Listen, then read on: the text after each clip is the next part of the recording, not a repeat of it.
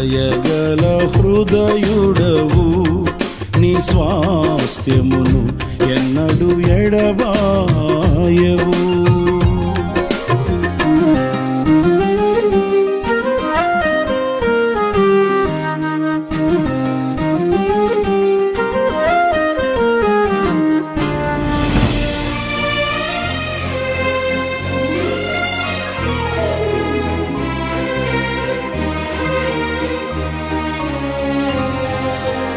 పరిశుద్ధుడా నీ దివ్య యోచనలే నాకు ఎంతో ఉత్తమము. పరిశుద్ధుల సహవాసమే నాకు క్షేమాధారము. పరిశుద్ధుడా నీ దివ్య యోచనలే నాకు ఎంతో ఉత్తమము. పరిశుద్ధుల సహవాసమే నాకు క్షేమాధారము.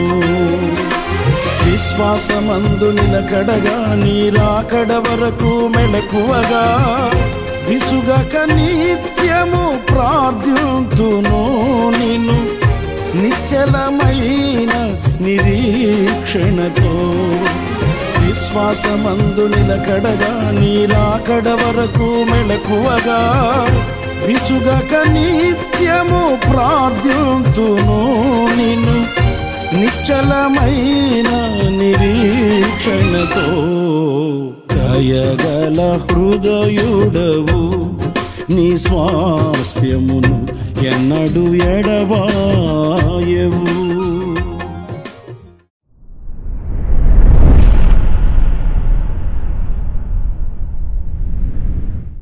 Praise the Lord. ప్రభు అయిన యేసుక్రీస్తు నామములో మీ అందరికీ హోసన్నా మినిస్ట్రీస్ తరపున హృదయపూర్వకమైన వందనాలు తెలియపరుస్తున్నాను. ప్రభు మిమ్మల్ని ఆశీర్వదించి దీవించునుగాక. పురుడారా చూడండి, మనం ఎంతో కాలంగా ప్రభువును వెంబడించుచున్నవారము, ఆయనను ఆరాధిస్తూ స్తుతిస్తూ ఉన్నవారము. మనము ఆయనను సేవించుచు ఉన్నాము అనే ఆనందం, ఆదరణ, ఇంకా సంతోషం అనుకుంటుంది. కానీ ఆ దేవునితో మనకు ఒక ప్రత్యేకమైన అనుభూతి ఉందా అనేది మనం పరిశీలించుకోవలసిన అవసరం ఉందండి. చాలామంది ఆయనను ఆరాధించే వాళ్ళు ఉన్నారు, ఆశ్రయించిన వాళ్ళు ఉన్నారు, ఆయనను సేవించే వారు ఉన్నారు. కానీ అందరిలో మనము ఒకరము అని కాదు, కానీ మనలో ఒక ప్రత్యేకతని మనం గుర్తించగలగాలి. ఆ ప్రత్యేకత ఆయనకు ఆనందాన్ని కలిగించాలి, దేవునికి సంతోషాన్ని పుట్టించాలి. ఈ ప్రత్యేకతను మనం కోరుకోవాలండి. లేఖనాల్లో కూడా మనం చదువుతాము. పరమగీతాల గ్రంథంలో నేను నా ప్రియుని దానను, నా ప్రియుడు నావాడు. అంటే ఆయనను సొంతం చేసుకోవడం, మనము ఆయనకు సొంతమైపోవడం అనేది ఒక ఆధ్యాత్మికమైన లోతైన అనుభవం అండి. ఏదో నేను అందరితో కలిసి వెళుతున్నాను, అందరితో కూడా కలిసి భక్తి చేస్తున్నాను, అందరితో కూడా నేను కూడా పాటలు పాడుతూ ఆరాధిస్తూ సేవిస్తూ స్తుతిస్తున్నాను అని మాత్రం కాకుండా, నా ప్రియుడు లేక నా ప్రభువు నావాడు, నేను కూడా ఆయన సొంతం అనే ఈ ప్రత్యేకత మనలో తప్పనిసరిగా ఉండి తీరాలండి. చూడండి, పరిశుద్ధ గ్రంథంలో ఒక ముగ్గురు వ్యక్తుల్ని వాళ్ళ యొక్క ప్రత్యేకతలు చాటి చెప్పుకొనిన జీవిత అనుభవాల్ని నేను మీకు జ్ఞాపకం చేస్తాను. మొదటిగా నేను మీతో చెప్పవలసింది ఏంటంటే, ఒకరోజు శిష్యులందరూ కూడా నావలో వెళుతున్నారండి. ఓ భయంకరమైన పెను తుఫాను వచ్చేసింది. గాలి వీచి నావ మీద విరుచుకుపడింది. ఏం చేయాలో అర్థం కాని పరిస్థితుల్లో వాళ్ళు అల్లాడిపోతూ తల్లడిల్లిపోతున్నప్పుడు ప్రభు వాళ్ళ ఎదుట ఆయన నీళ్ళ మీద నడుస్తూ కనిపించి వాళ్ళకి ధైర్యం పలికాడు. వాళ్ళు ఆ మాటలు విన్నారు, కానీ వాళ్ళకి సంతోషం కలగలేదు.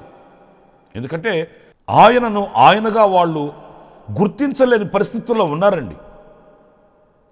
ఈ సముద్రంలో చాలామంది చనిపోయి ఉంటారు, ఏ దయ్యమో ఏ భూతమో అన్నట్లు వాళ్ళు కలవరపడిపోతున్నప్పుడు ప్రభు వాళ్ళని ధైర్యపరిచి నేనే, భయపడకండి అని వాళ్ళకి ధైర్యాన్ని చెప్పాడు.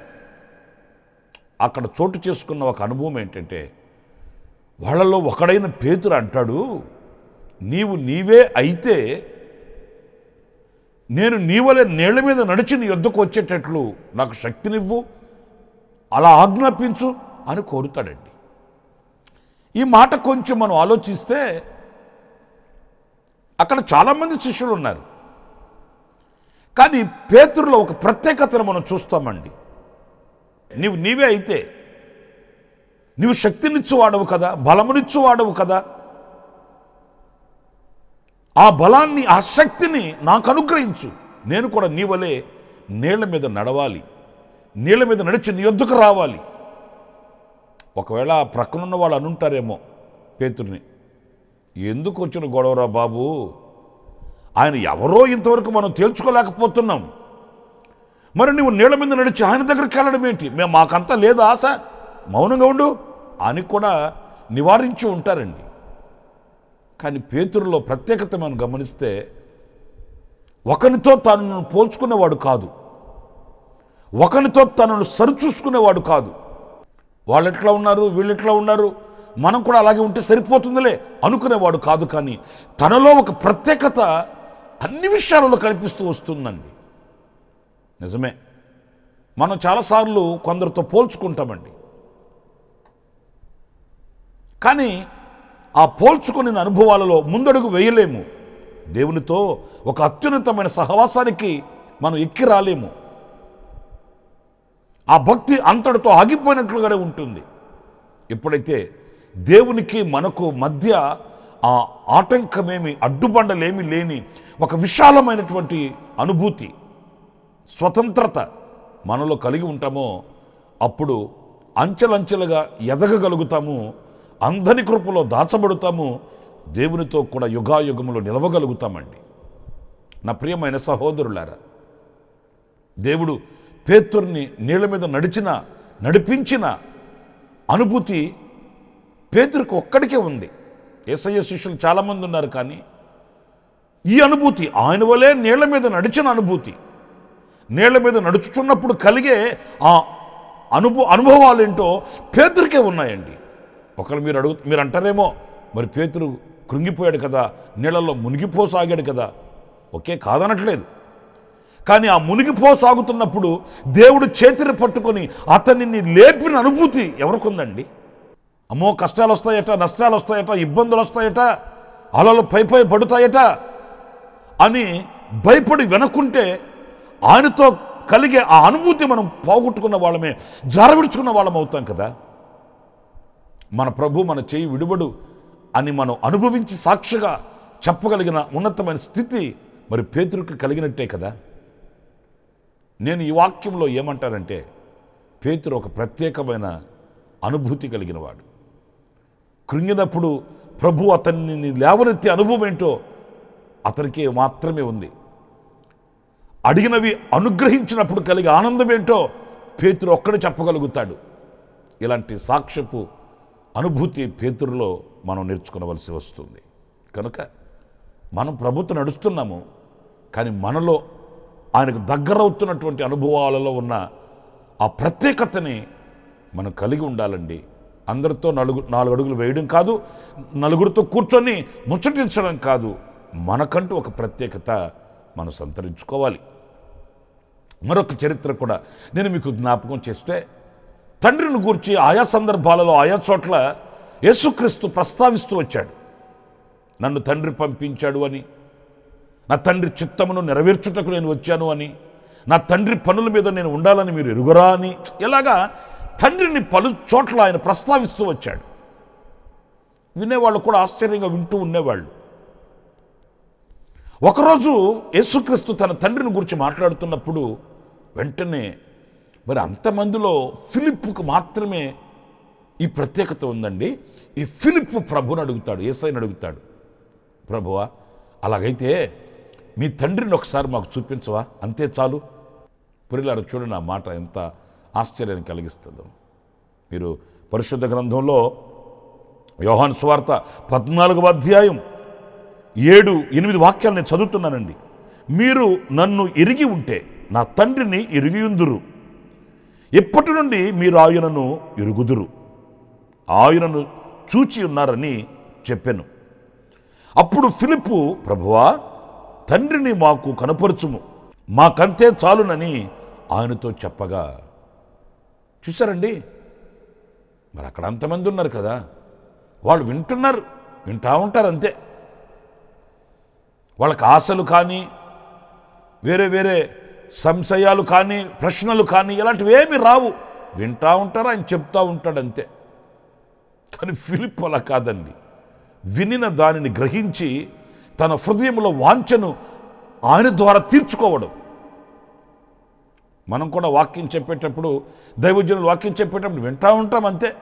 మరి కొంతమంది ఏదో వాళ్ళ ఇంట్రెస్ట్ని బట్టి నోట్స్ రాసుకుంటుంటారు, డైరీ రాసుకుంటుంటారు, వింటుంటారు. దాంట్లో ఏమి చలనం కానీ వాళ్ళకి అందులో ఇంకొంచెం లోతుకు వెళ్ళాలని కానీ అలాంటివి ఏమీ వాళ్ళకి తెలియదండి. వింటూ ఉంటారు. 2 గంటల వాక్యం చెప్పు వింటారు, 1.5 గంటల వాక్యం చెప్పు వింటారు, నువ్వు 5 గంటల వాక్యం చెప్పినా వింటారు, రాసుకుంటారు అంతే.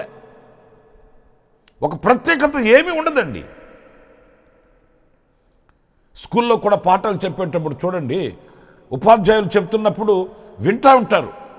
కొందరు 1-2 మాత్రం దానిని లోతుగా తెలుసుకోవడానికి లేచి వాళ్ళకు వచ్చిన ప్రశ్నలు అడుగుతారు ఉపాధ్యాయుల్ని.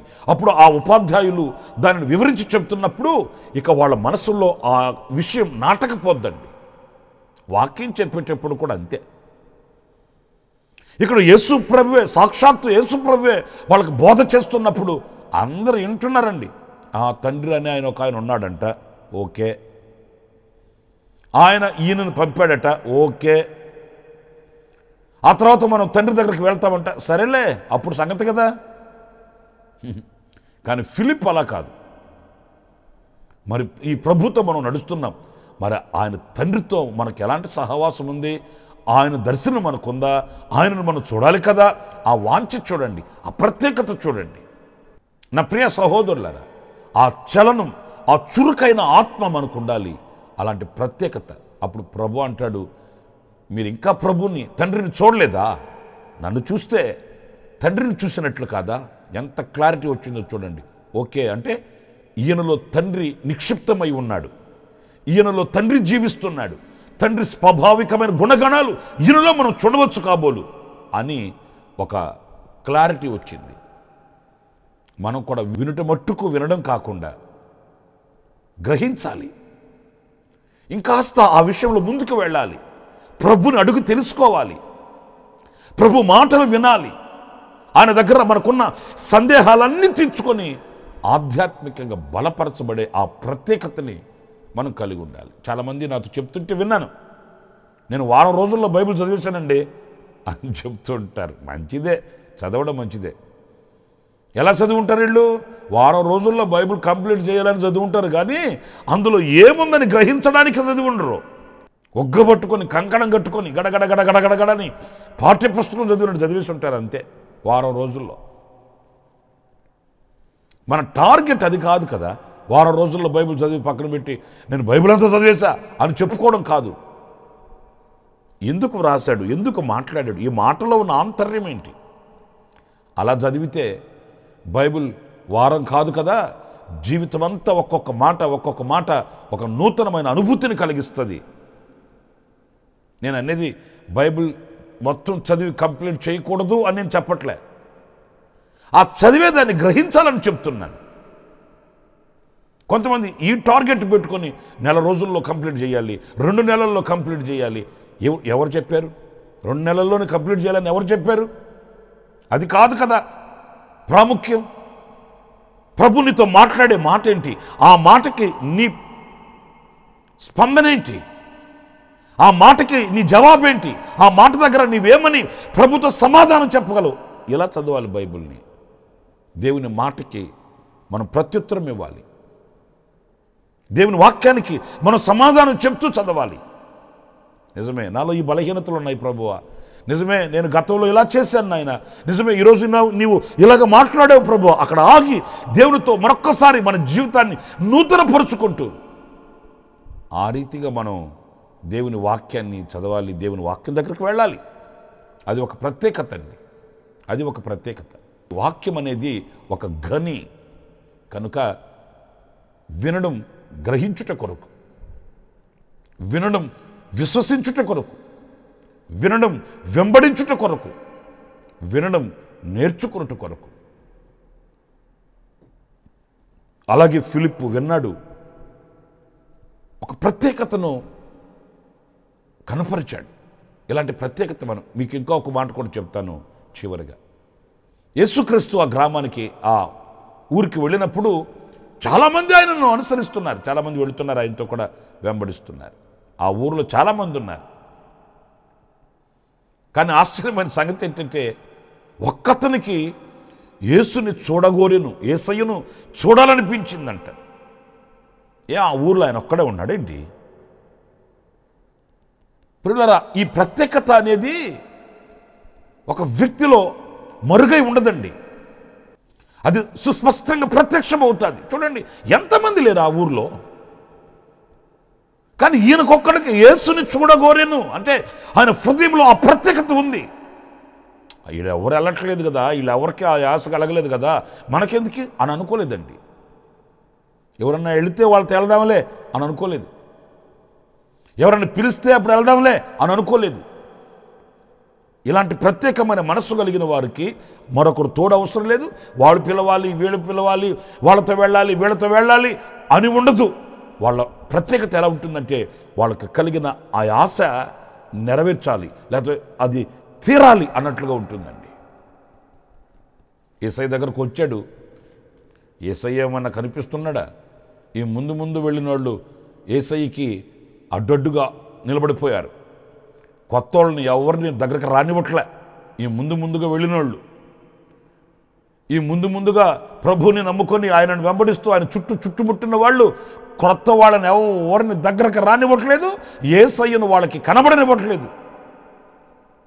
మీకు అర్థమైంది అనుకుంటున్నాను. ఇక అంతలో జక్కయ్య పాపం కనబడకపోయేసరికి యేసయ్య ఏం చేయాలో అర్థం కాక, చూడండి ఆ ప్రత్యేకత చూడండి, ఎలాగైనా నేను యేసయ్యను చూడాలన్న కోరికతో చెట్టెక్కి అక్కడి నుంచి చూడడం ప్రారంభించాడు. ఒకవేళ నేను గనక జక్కయ్యని, ఏమయ్యా జక్కయ్య, ఇంత పెద్దోడు చెట్టు ఎక్కడం ఎందుకయ్యా అన్నాను అనుకోండి. ఎందుకంటే ఆయన ధనవంతుడని రాయబడి ఉంది లూకాసు సువార్తలో 19వ అధ్యాయంలో. ఆయన ధనవంతుడు, మరి అంత ధనవంతుడు చెట్టు ఎక్కడం ఏం బాగుంటుందండి అని అడిగితే ఆయన అంటాడు, ఏం చేయనండి, మరి యేసయ్యతో కూడా ఎంతమంది నడుస్తున్నారు కదా, వాళ్ళలో ఏ ఒక్కరిలోనైనా యేసయ్య కనబడి ఉంటే నాకు, నేను చెట్టు ఎక్కాల్సిన అవసరం నాకు లేదు కదండి అంటాడు. ఏంటండి, అర్థమైందా? మరి ఇంతమంది ముందుగా వెళ్ళి యేసయ్యను ఆరాధిస్తూ, యేసయ్యను స్తుతిస్తూ, గణపరుస్తూ ఆయనను వెంబడిస్తున్నారే, వాళ్ళలో ఏ ఒక్కరిలోనైనా ఆ యేసయ్య నాకు కనబడి ఉంటే నేను చెట్టు ఎక్కాల్సిన అవసరం ఏముందండి? నాకు వీళ్ళల్లో ఎవ్వరిలో నాకు ఆయన కనబడకే కదా నేను చెట్టు ఎక్కి కూర్చున్నాను. నిజమే, అందుకే యేసయ్యే జక్కయ్య దగ్గరకు వచ్చాడు. యేసయ్యే స్వయాన జక్కయ్యను పిలిచాడు. నా ప్రియ సహోదరులారా, ఈ ప్రత్యేకత మనం కలిగి ఉంటే ప్రభు మనల్ని దాటిపోడండి. ఇలాంటి ప్రత్యేకత కలిగిన వారిని ఆయన దర్శిస్తాడు, ఆయన పేరు పెట్టి పిలుస్తాడు, వారి ఆశ తీరుస్తాడు, వాళ్ళతో అడుగులు వేస్తాడు, వారి ఇంటికి రక్షణ ఇస్తాడు, వారి ఇంటిలో సమాధానకర్తగా ఆయనే ప్రత్యక్షమవుతాడు. అక్కడ అంతమంది ఉంటే జక్కయ్యని ఎందుకు పిలిచాడంటే జక్కయ్యలో ఒక ప్రత్యేకత ఉంది. అందరిలాంటి మనిషి కాదు ఆయన, అందరిలాంటి వ్యక్తిత్వం కలిగిన వాడు కాదు. ఆయనంటూ ఒక ప్రత్యేకత కలవాడు. మరి ఈరోజున ఆ ప్రత్యేకత మనకుందా? లేకపోతే అందరు ఎలాగ వెళ్తే మనం కూడా అలాగే వెళ్తాంలే, మనకెందుకు వచ్చిన గొడవ? కాదు, మనకు అలాంటి ప్రత్యేకత ఉండి తీరాలి. ప్రభు అలాంటి కృప మనందరికీ అనుగ్రహించునుగాక. ప్రార్థన చేస్తాను. కృపాసత్య సంపూర్ణుడ, జీవాధిపతి అయిన యేసయ్య మీకు వందనాలు. నైనా మా పితరులు వాళ్ళ ఆధ్యాత్మికమైన జీవితంలో ఒక ప్రత్యేకతను ప్రత్యక్షపరిచారు. మేము కూడా ఏదో సాగుతున్నామో వెళుతున్నామో అన్నట్లుగా కాకుండా ఒక ప్రత్యేకతను సంతరించుకునే వారమై నీ వృద్ధిలో మధ్యలో సంతోషాన్ని పుట్టించే వారుగా మేము ఉండేటట్లు కృప చూపించమని మమ్మల్ని మీ చేతులకు సమర్పించుకుంటూ నాయనా నిత్యము మీ యొక్క శక్తిని పొందుకుంటూ నూతనమైనటువంటి అభిషేకాన్ని, నూతనమైన కృపను, నూతనమైనటువంటి మార్గంలో మీతో నడవడానికి కావలసిన స్థైర్యము, ధైర్యాన్ని కూడా మీరు మాకు అనుగ్రహించి నడిపించండి. మమ్మల్ని మీ చేతులకు సమర్పించుకుంటున్నాను.